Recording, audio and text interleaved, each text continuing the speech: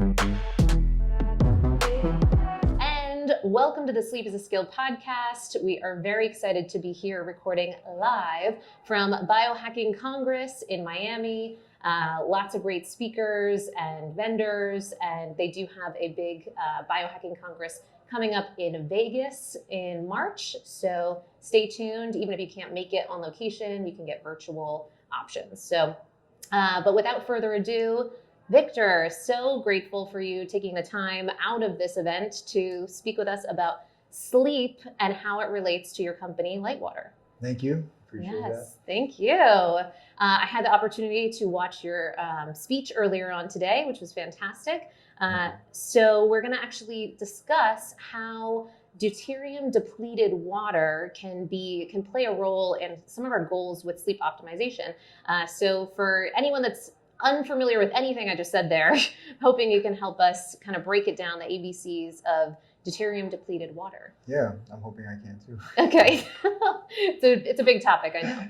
Yeah. But when you want me to start with what deuterium is? Like, yeah, if you could. Yeah, because I think for a lot of people, with sleep optimization, we might be discussing nutrition, we might be discussing exercise, some of your habits, all of these components to improve our sleep, but water might be, for many people, the kind of forgotten component. Of course. And they might not even know of deuterium and what that is. They probably don't. Yes. Most people haven't heard of it yet, but they will, and they are. Deuterium is a contaminant. It's a natural contaminant. It's found in all water and food in small amounts that accumulate in our bodies and wreak havoc on our mitochondria. Yes. That's the short. That's the elevator pitch. But how it relates to sleep is when you lower deuterium, you increase metabolism and you optimize your functioning, your health. I postulate, my theory, supported by some evidence, is that when humans evolved, we actually evolved to manage a lower level of deuterium, and now our deuterium level is higher. So just get back down that 20%, down to, from most people are at a level, if you test your saliva, you can probably 150 ppm is the average. Some people are lower because of where they live is lower, but that's the average. Okay, 99% of humans exist in that range, and this is higher than it should be. So we suffer. So now we're aging faster. We get sicker faster, and we lose energy faster because it's really just about energy. Right? It's an energy game. Age is just an energy game. So life is just an energy game. If you have it, you can do anything. If you don't, the soul is willing, but the body is weak. Yes, and certainly sleep is an energetic process. So to have sleep is an energetic restoration process, and the brain is quite active during rest, during certain periods that we might not consider. So we do need that energy capabilities. So I'm curious, how does that all connect on sleep, and why would this be an important part of our stack to improve sleep? What's interesting is there's tons of studies on deuterium depletion, what it does, and I never found anything on sleep. There's not many studies on sleep, period. Good ones, and or helpful ones for somebody that's trying to get some benefit for themselves, and not just data, right? So, but what I noticed, we've been in this business for over 2 years since we've been selling deuterium depleted water in the United States, and I noticed people's testimonials are like, my sleep's improved, I sleep deeper. Some person, what inspired me to get this Oura ring is a customer called me and said, does this improve your sleep? I go, I don't know. I mean, he goes because since I've been deuterium depleted, my deep sleep is more than it's been the whole time I've been wearing this for the last year. And I started going, well, there is some correlative data to this because you become better at stress management as you deplete your. It's energy, right? The more energy you have, the more calmer you can be, because you have that reserve, right? And that's often a big one for many people that we're working with.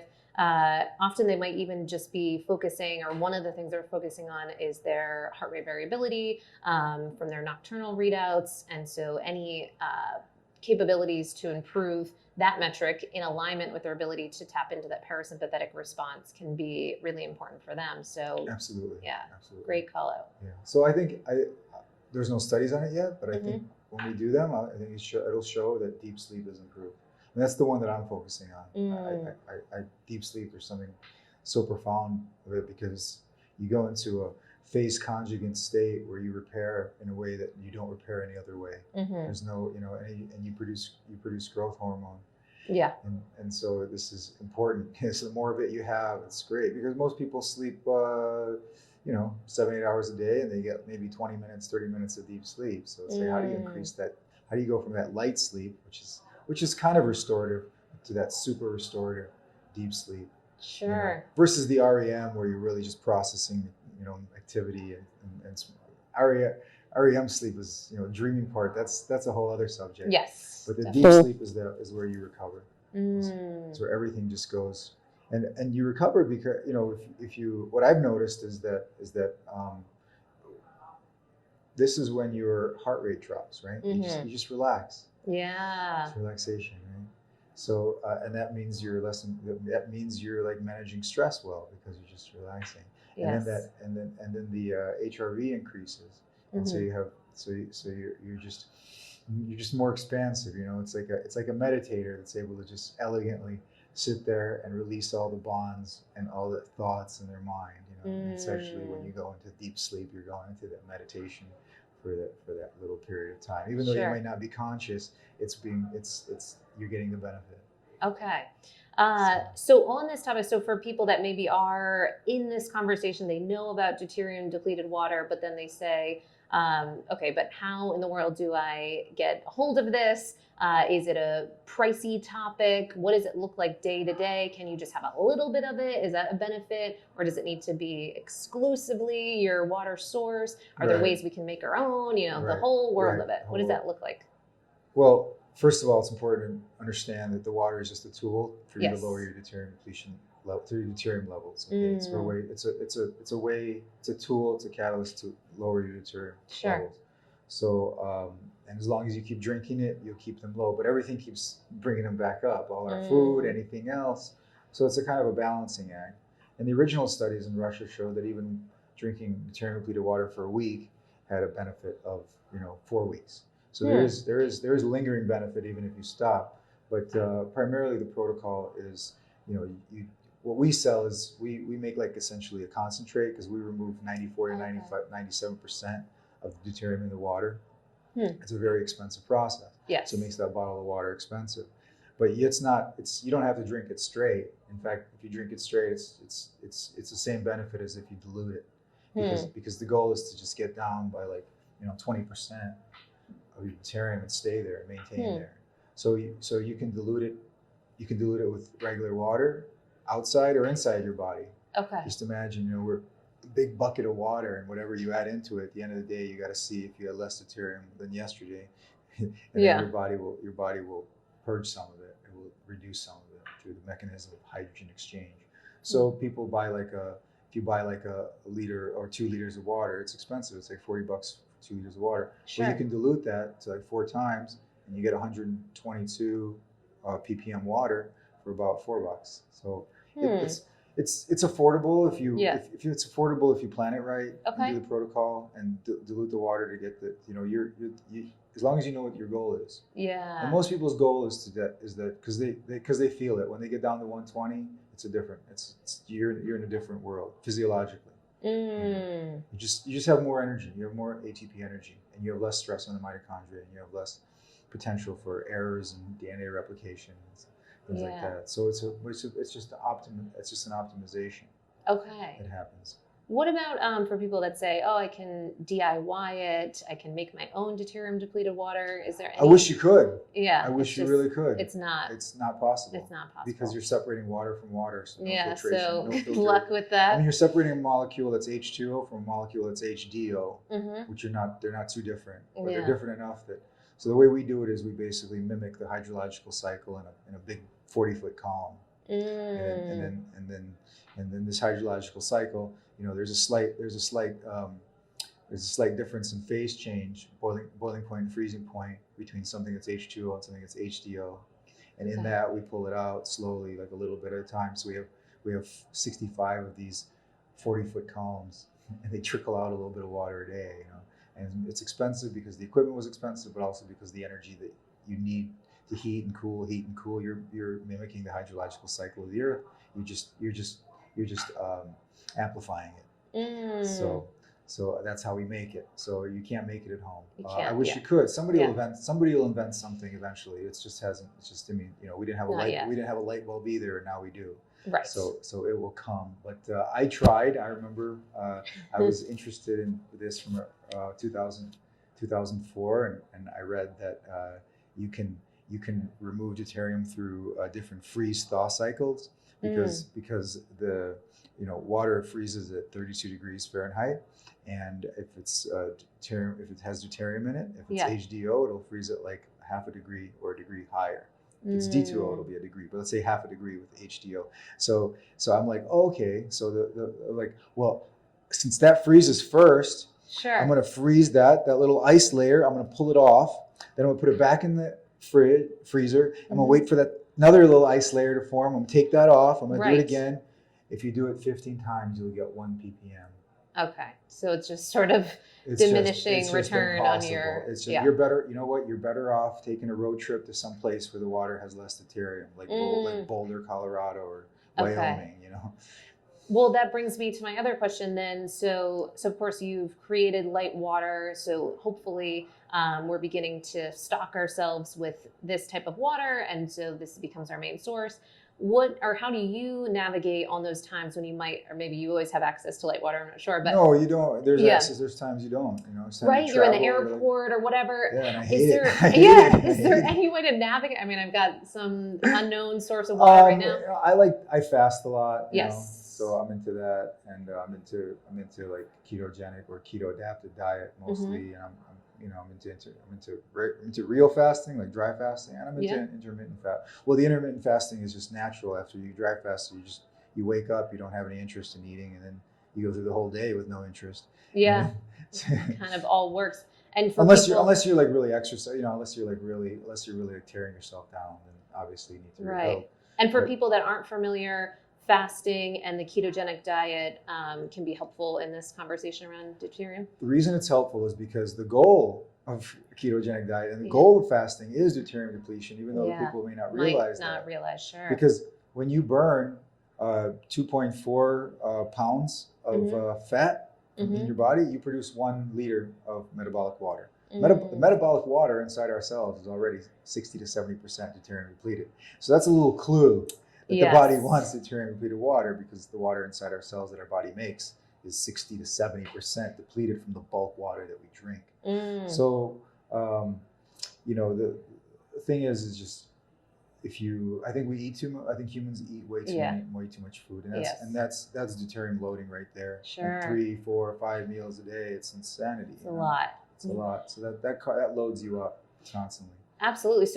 So back to the kind of like in these situations. Okay, so in this situation, if I don't have any deuterium depleted water, I'm not going to sweat You're on the it. go. I'm not going to sweat it. I know my levels are slightly creeping up. Okay. And when I get home, I'll just drink more than I normally do.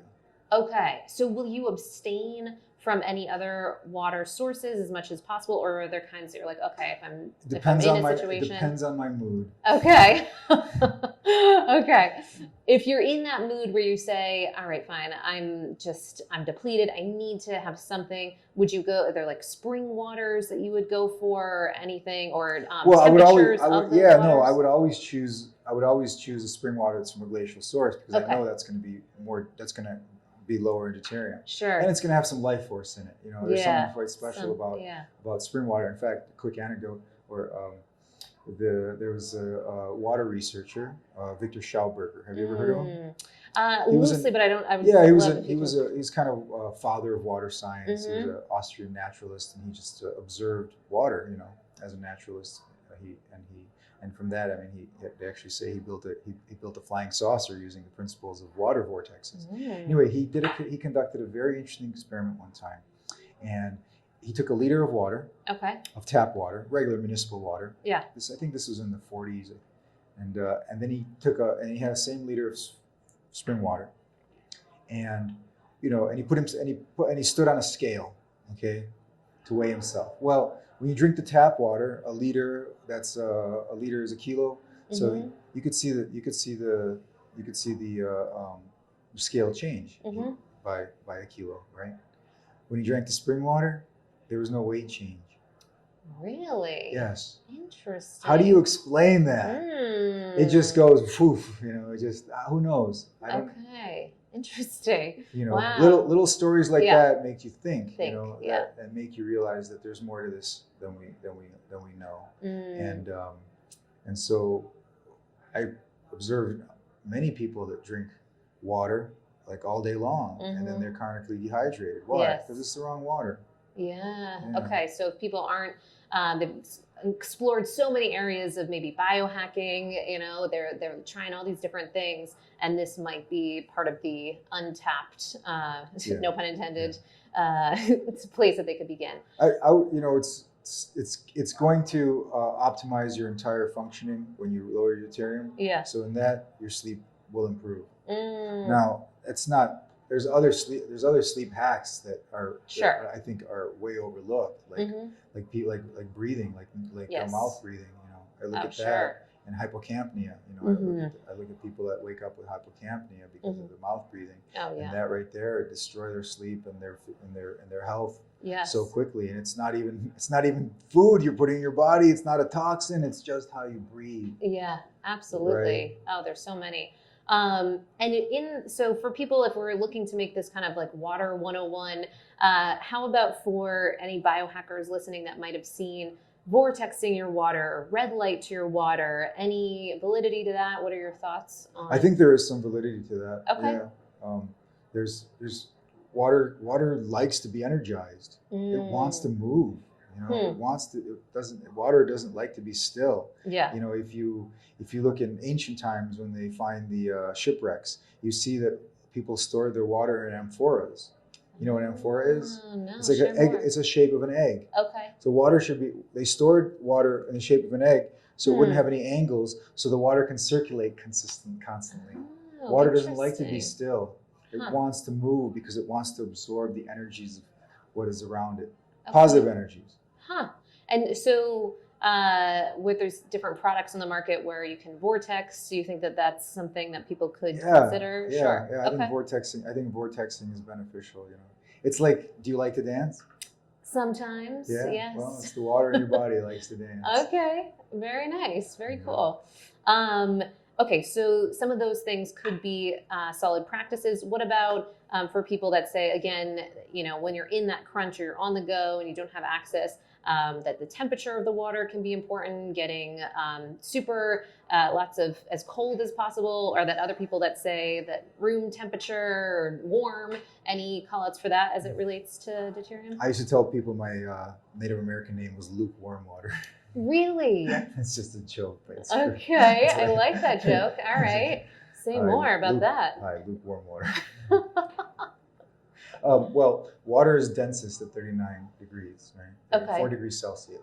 So that's the people that say, oh, well, drink at 4 degrees because it's the most crystalline structure. Sure. And so that's where it's like closest to the crystal.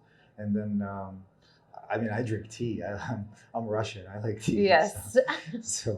But room temperature water is always the safe bet because you're drinking cold water and your body has to do something to it. Right. So I think it's a balancing act. Okay. If you're hypothermic, then cold water balances you out. But if you're running a little cold and you drink cold water, it can also just tweak you a little bit negatively. Sure. So I think lukewarm water is always safe. I think I think cold water is good now and then. And remember, if you drink cold water, you should at least just keep it in your, make it a little lukewarm in your mouth, because you don't want to swallow it like that, because it's just aggressive. Yes. It's like jumping in a cold pool. It's like, oh.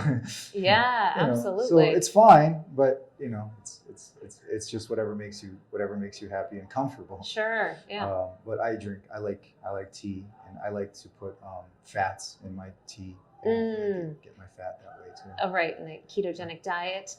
Are there other things that people might not consider that could also improve deuterium? So we've mentioned fasting.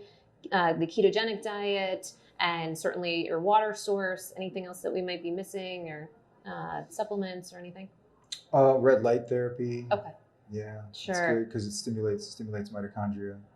And then the portion or that question sun about exposure. Certainly, yes, absolutely. And red light to the water. People will have these steps. Of course, to ourselves. But and so when you've seen people do vortexing, deuterium depleted water with the red lights, is that worthwhile? It's energy, right? Yeah. It's the water. The water. I guess the question is, can the water A, absorb the energy, and 2, can it give it to you? And if the answer is yes, then go for it. Okay.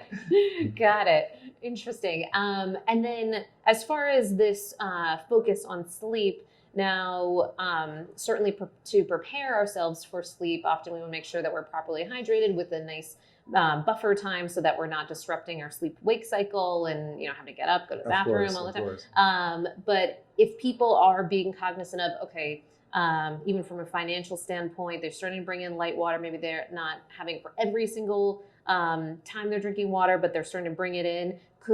Do you see benefits to having that certainly before sleep, or is it kind of an equalizing act throughout the course of the day?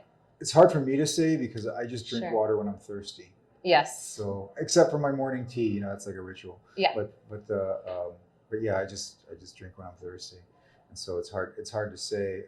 But I noticed that, and this is no nothing new or a big revelation. But if you eat right before you go to sleep, or if you consume whatever you consume before you sleep, that's going to affect your sleep. Sure. So it's best to just do nothing for an hour or 2 before sleep. Now, it doesn't always happen, but you can see it the next day that, Okay. Yeah. Do you have any call-outs about kind of electrolyte sources for the water? So people often put in like I'm a big salt, believer in seawater. I'm a big believer in Ketone. Okay. Ketone. Perfect. Minerals. I've been using that actually. Yeah. I didn't bring it on the flight because I was concerned about the glass breaking. But I always break one vial. So do you? Somehow always one gets broken. They also have the sachets.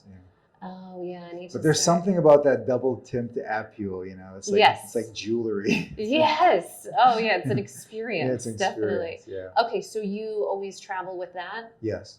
Okay. Yeah, because it's so, like, if you look at it, it looks like it's just like the blood. It's like replacing the blood. It's like almost identical in a mineral profile. Sure. It's like a periodic table of elements in a little vial that's similar to the periodic table of elements in your blood. René Quinton, he said, to quote him, he said, in order for life that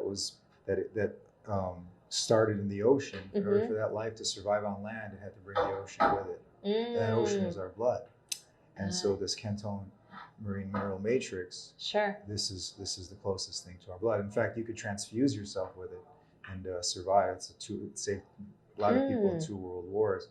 But what's extra special about the Quinton is that it's an organic complex of the periodic table. It's not elements, it's minerals. Because it's digested through a vortex phytoplankton bloom. Yeah, sure. Really profound. And then So then, which is great because we often suggest for people to do that, certainly both when they first wake up after, the process of sleep can be quite dehydrating. So when we're first waking up, to replenish with that. And then often, if possible, before bed with enough that buffer time, to your point. And there have been concern about purity for, lead contamination for things like trace minerals and what have you, where we don't have to worry about that as much with the seawater sourcing. No, seawater is perfect. I mean, if you see how they do it, it's pharmaceutical grade. In fact, it's in the French pharmacopoeia as a drug, or it was. Sure. But they have all the certifications. They do all the testing. It's safe, That's great. It's safe. And what would your protocol be for the average person for how often should they take that throughout the course of the day? Does that often get added into their water, or just once or twice? You could add it to your water, or you could not do it separately. Like our water, we don't re-add minerals to it. Sure. Our water is lab grade. It's 2 mega ohms of resistance. But our water, it's a little odd, and I can't explain it myself because our water is technically distilled and deuterium depleted because we have to clean it of everything even before we take the deuterium out. So we have to homogenize all the water to be just water and HDO. And so we remove everything. And we keep that throughout bottling. We don't add any minerals. So we have pure water. Like you can't even test the pH of it because there's nothing in it to test. There's no mineral in it. There's nothing in there, no ions in there that will give you a reading. So we'll say, oh, this tested 8, this tested 4. I'm like, you can't test it. It's just going to go, there's no way to test the pH of this. It's 7, okay? And so what I can't explain is it tastes good because distilled water does not. Yes, definitely. And this one does. Maybe it's because it has less deuterium. I don't know, but it's cool. Okay, so definitely explore for yourself. So explore for yourself. You can re-add the minerals. You can just the minerals are the taste, and that's why I like different spring waters because it's the taste. Sure. If you have a subtle palate for water, then you'll appreciate the taste of different waters, and that taste is based on the mineralization, the bicarbonate amount, the minerals that are in there. So. That's a very cool. Well, then to that point, I think an exciting thing that I'd imagine people want to know is we ask everyone that comes on the podcast 3 things about themselves that they are doing to support their sleep. And certainly, yours might be water infused. But the first question that we ask is actually around what your nightly sleep routine looks like right now. It's erratic. With all this travel. Well, I'm just like my deuterium levels are low. I can manage stress so well. It's not. I can sleep one day. I can get a full night's rest. Next day I can get like 3 hours, and I'm totally fine. It doesn't bother me at all. So, but for me, what I look at is what's important to me is how quickly do I go to sleep? Okay. How quickly do I fall asleep? Yeah. And how quickly do I wake up? That's what I look at. Okay. Because if I wake up and I'm like, then I know something's wrong. Yeah. But if I wake up and I'm like, because like an animal, they're like fully relaxed, and you go, "Come on, boy." They're like up, They went from sleep. Oh yeah. Instant, and that's how we're supposed to be. And the kids are too. Hey, time to wake up. You're up. Versus so groggy, if it's like, it's a great. Then there's a problem somewhere. That's what I look at. Sure. So if I can get a full night's sleep, 7-8 hours. I love it, but what I'm tracking is deep sleep. That's why I got this Oura ring because I want to measure, how much deep sleep I'm getting. And even like last week, I saw that I slept. There was one night I slept 3.5 hours. And 1 hour and 15 minutes of that was deep sleep. Wow. Yeah. And then there's this other technique that Salvador Dali used to use for sleep. Do you know about it? No, please tell. So he believed he got a lot of his creativity in that kind of half wake, half dream state. It's like the Bardo state. Yeah. And what he would do is he would take 2-second naps. Oh, interesting. And he would have a coin or something, and so he'd fall asleep, and then he'd just relax, drop it, go wake up. And that was like something that he talked about. Yeah. And I picked up on that. I go, oh, that's interesting because that, like how long the sleep latency. Drop the metal spoon or what have you. Yep. Right. So that stuff like that's interesting. Like how quickly you can just nod out when you're tired. Yeah, it's such a tricky topic because sometimes if we're falling asleep too quickly, that can be a sign of sleep deprivation. But then if it's taking too long, then that can be something else entirely. Right, like going to sleep super tired and sleepy. Right? Yes. You're just. Yeah, totally. Okay, so you're looking at those elements. I'm looking at that. So in your nightly routine, are there things that you're bringing in to either, to your point, it's impacted by the deuterium levels that you're currently operating at. Yeah. Are there things that you might do if you're like, I've been a little run down, it's likely higher. So to help bring yourself down into that parasympathetic response, or any practices that you have? I noticed that like if a nap is coming on, like if your nap is coming on, don't resist it. Yeah. Because you wake up refreshed after it's done. Sure. Interesting. Humans never slept like 8 hours like continuously. Like if you look at history, even 200 years ago, people went to bed like sun goes down. Yeah. You didn't have much light. Not much to do. No blue light. You went to sleep. You woke up. you woke up at maybe midnight. You did something for 2-3 hours and you went to sleep again. Yeah, that second sleep theory. Sure. And you know what? When I get into this kind of natural phase where I'm like, not instead of preparing myself for sleep, where I just like, okay, I got to it's like late, but I'll take a nap. It'll be like 9 p.m. I'll wake up at midnight. Yeah. I'll stay up for a few hours and I'll go back to sleep.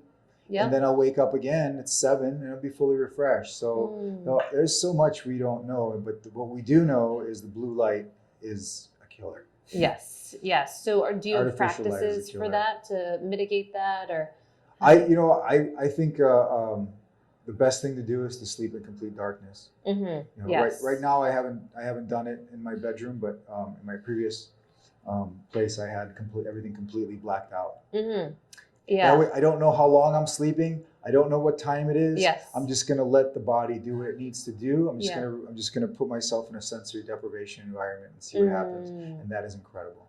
Absolutely. And so it's best to sleep in complete darkness. And so we're here at this conference. Everybody's at a hotel unless you live here, right? Yeah. The room, there's so much light in the room. Yes. There's like this little thing going off and that little thing going off. It's like, how do you survive? I mean, if I was here for more than a few days, I would probably put black tape over that. Yes, because I packed that. Yeah, for sure. Yes, I totally feel that. So then the other thing is temperature. Okay, so you're always cognizant of that. And how about the wind down for before getting into that hopefully dark, sensory deprivation room? Are there things that you're doing to kind of ensure that you're mitigating faux light in your environment as well? I try. Yeah, try. I try. Yeah, I think that's what we're all doing. Yeah. I try. I concentrate on the breath. Yeah. I go. There's nothing will get you in the parasympathetic faster than the breath. Than the right breath. Oh yeah, we have a lot of people wearing the Leaf. I don't know if you've seen that, LIEF. It's a continuous HRV tracker throughout the course of the day. And then it will buzz you when you're going into a bit more of that stress state to adjust your breathing and start to train. Yeah. I was like, oh yeah, I do have the ability to modulate that stress response. So Absolutely. It's a very good point. Okay, so that's currently the snapshot of your evening routine. Yeah. I think the other thing is your sleep position is another thing to consider. Sure. I try to sleep on my back as much as I can. I usually end up rolling over, but I try to just maintain proper posture so you don't wake up all discombobulated and contorted. Yes. And then, do you mouth tape at all, or? No, I can breathe through my nose quite well. Great. Many years of yoga, so it's just that'll do it. Sure. That's fine for me. And so the other thing is just you should get into a state before sleep where you don't have any stress. So you could do like savasana meditation, really good, where you tense everything and then release, tense, release, do that a number of times, and then you get into that relaxation. Because otherwise that tension is going to cause you to like move and flail about all while those restless sleepers. Yeah. Sure. And if I don't do that, I can potentially have restless sleep. Absolutely. So just release the tension however you can. Sauna, I mean, whatever it is. Yeah. And how about the fasting that you partake in? Are you mindful of the meal timing to lead up to sleep, or do you have a bit of a structure? I try to not eat before I go to sleep. I try to maybe 1 hour, 2 hours. It's like I have noticed that a little bit of, and this is Ayurvedic remedy. I like raw milk and I warm it a little bit, and sometimes I drink that before sleep. It's just so mellow. Yes, back to that warm temperature, liquid. Dream of Holstein cows jumping over clouds. Amazing. All right. Got that REM locked in. Yeah. Okay. So then our second question for people is to just understand a bit of a visual, like when we think of your nightstand, what might we see, or it could be as you're traveling, kind of proverbial nightstand, or any apps or ambiance or supplements or anything that would be helpful for us to know about for sleep optimization? My nightstand is pretty empty. Okay, sometimes that can be the key. And I like that. Yeah. I like just the peace of mind of that. But I've never had a problem with sleep. Like I could fall asleep. I could fall asleep on a train sitting up. Yeah. So I've never had that issue. Right. My issue has been consistency.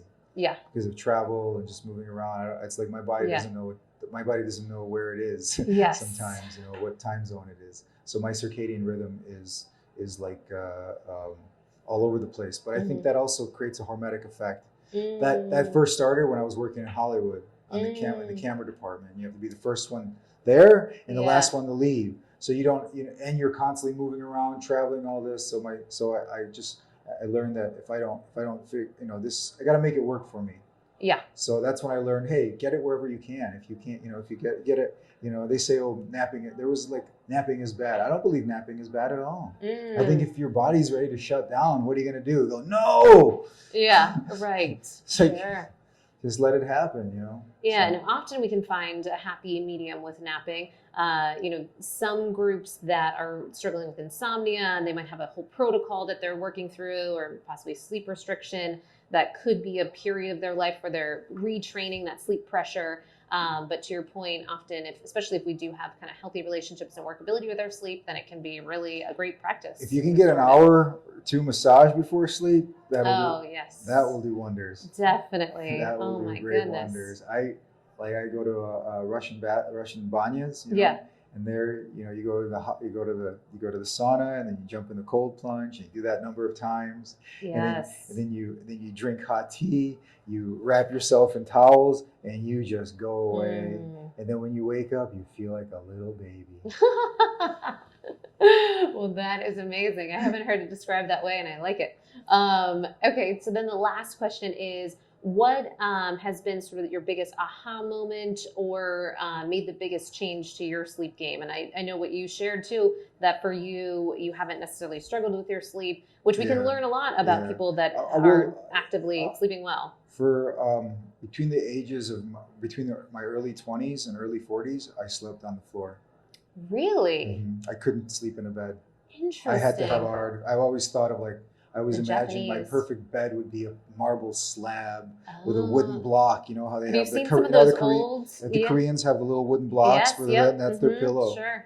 So I couldn't sleep in a bed, and then because what the floor does is it forces you to relax. You have to let go. You have to release. Yes. Interesting. You can't hold it. But the bed, if it's the wrong bed, finally I found there's coming out with some very good mattresses. But something soft, it just, you stay soft. But if you got something hard, if it's soft, you stay tense. I see. But if you're on the hard surface, you can release. You have to. Yeah, interesting. It's just more comfortable that way. So I just slept on the floor for a long time. And I slept on a floor without a pillow. Really? I mean, I finally got those little... the little, kind of nesting option. Yeah. Okay, so then how'd you start to shift from the floor to now you have a more traditional setup for your bed? Well, it's great for a single life. But no girlfriend will ever sleep on the floor with you. Got it. Okay, so you had to sort of adjust to the rest of the society. Sure. Exactly. Okay, so then was there a particular mattress that you found, or do you try to lean towards the hard, kind of more not hard, firm? Firm, with no spring, no coils. Okay, very cool. I think the coils conduct some. I mean, they're coils. They can modulate frequencies. Sure. So I think sleep. Where I also read that where your head should be pointed. It should either be pointed east or north, magnetic north. So you're in alignment. Okay. East, because that's where the sun comes up, and you're like, I'm ready. I'm waiting for that thing to go, and I'm going to go. Or north for that magnetic alignment. Okay. So I learned that early on in life, and I've always tried to arrange my bed that way, either north or east. And nice. I don't know. I still don't know which one's better. So. Okay, so playing with that, got it. That's amazing. So then, for people that are hearing what you're sharing, curious to learn, because I know we only tapped into a little bit about deuterium depleted water. I know you gave a fantastic presentation, and there's so much to this topic. So if people want to learn more about you, about Litewater, etc., where can they go? What can they do? They can go to Drink Litewater, LITEWATR.com. They can go to deuteriumtest.com for the testing. They can go to deuteriumdepletion.org, where all the studies are located. probably more than 60 of them on that website now. They can go to Deuterium Depletion Summit. We already had one last year. We'll have another one next year with the world's top scientists in deuteronomics. And our Instagram. Yeah. And I'm pretty easy to contact through those channels if you want to get a hold of me. And real quick about the testing, what exactly does that look like? If anyone's saying like, well, where am I at? And if I start bringing this in, can I test again? How do they do that? Right. So you can test before and after if you want a baseline. Sure. Before, you can pretty much guess where you're at before if you want to save yourself some money and not get that baseline, because you're going to be about what the water is you're drinking is wherever you live. And but if you're really like, if you're really like a biohacker, you might want to know the baseline before and after. And then I would test after 3 months. And it's just a little kit that you collect saliva with and just send it in. 10 days or so will give you your result. Okay, so we could go to that site, order the test, and then it comes to us. We do the saliva, we send it back, and then we get the kind of readout. Sure. Yeah. Okay, very cool. That could be a great place for people to see that measurable difference. Right. I think you want to. I mean, you're spending the money, you're doing the work. Even though the work is just drinking water. Yeah. But you want to make sure it is working. So right. You want to be validated that you're in that you've achieved that optimal deuterium depletion level, which is in the 120 range. Okay. Now, it gets better if you go below that, but the 90%, the bulk of the benefit is in that first 30 ppm of depletion. Have you ever seen people with surprising levels, like surprisingly high, surprisingly low? Any insights you've seen? Yes. So I've noticed that if you are exactly the water that you drink, then it's just what it is. You're maybe healthy, maybe not. But I noticed that some people, they test lower than the water they drink, which means their metabolic health is primo, just excellent. Because they're able to deplete. Even in the face of their deuterium depletion mechanisms are working really well. Yeah. In their mitochondria.